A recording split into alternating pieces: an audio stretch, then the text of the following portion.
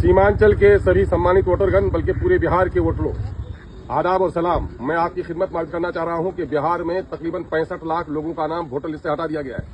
ये 65 lakh election commission का दावा है कि ये वो लोग हैं जो लोग मर गए हैं, जिन लोगों की डबल एंट्री थी, जो लोग शिफ्ट कर गए हैं या जो लोग लापता हैं। अगर उसको आप 65 लाख को आप भागा दे दें 243 विधानसभा सीटों में से, तो तकरीबन 26 से 27 हजार फी सीट होता है एक एक विधानसभा में।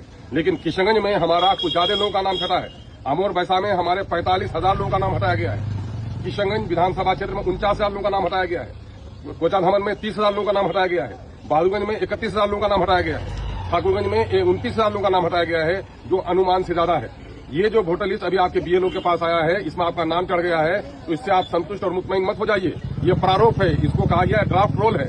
ये है कि आप जिंदा हैं, आपने अपना नाम चढ़ा लिया है। 2003 के हवाले अगर आपने दे दिए हैं वोटर लिस्ट के, काफी नहीं है।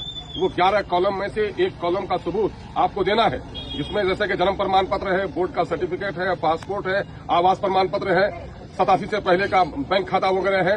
तो हमारे लोगों के पास चूंकि पढ़े लिखे लोग कम हैं, इस वजह से उनके पास बोर्ड सर्टिफिकेट नहीं है। लोगों के पास जन्म प्रमाण पत्र भी नहीं है। 2006 के लोग जन्म लिए थे, उन्हीं का नाम 2024 में चला, और 2006 में 100 में सिर्फ 16 आदमी का नाम वोटर लिस्ट में चला था। इसलिए आप गफलत में मत रहिए। वो 11 कागज में से एक कागज जमा कीजिए। उस कागज में सबसे आसानी के साथ जो कागज जमा किया जा सकता है, वो कागज है आपका आवास प्रमाण पत्र। इसलिए आप फौरन सीओ के यहाँ पोर्टल में आप अप्लाई कीजिए और आवास प्रमाण पत्र अपना निर्गत कराइए।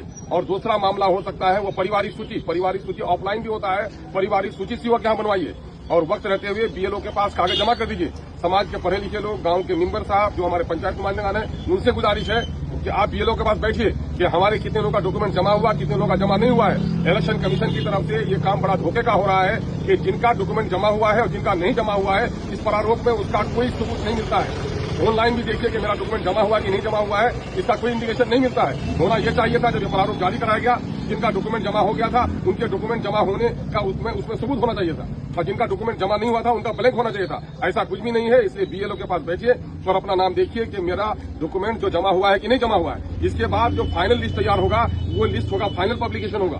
फाइनल पब्लिकेशन में मुमकिन है कि आज 1,45,000 का नाम हटा है, और अगर लोग डॉक्यूमेंट जमा नहीं कर सकें तो इनकी तादाद 2,45,000 भी हो सकती है। इसलिए उस वक्त अगर आपका नाम छूट जाएगा तो उसके बाद फौरन इलेक्शन का डिक्लेरेशन होने वाला है। आचार संहिता लागू होने के बाद आप अपना परमाना लेके फिरिएगा, आपका नाम नहीं चढ़ेगा। इसलिए सब काम छोड़कर सबसे पहली फुर्सत में आप लोग अपना जो बीएलओ है उसके पास जाइए कि मेरा जो सर्टिफिकेट हमने दिया था उसमें आपने सर्टिफिकेट जमा किया है कि नहीं किया है। ये धोखा है इलेक्शन कमीशन की तरफ से। जो लोग सर्टिफिकेट जमा किए उसको सबूत मिलना चाहिए था, जो लोग फॉर्म जमा किए तो फॉर्म मिलना चाहिए था। लेकिन इन लोगों ने बीएलओ ने घर में बैठकर कर दिया है। अगर फिर बैठ के कर देगा तो फिर आप लोगों में से हमारे बहुत सारे लोगों का नाम छट जाएगा, जो हमारा बड़ा नुकसान होगा। इसके लिए सचेत हो जाइए।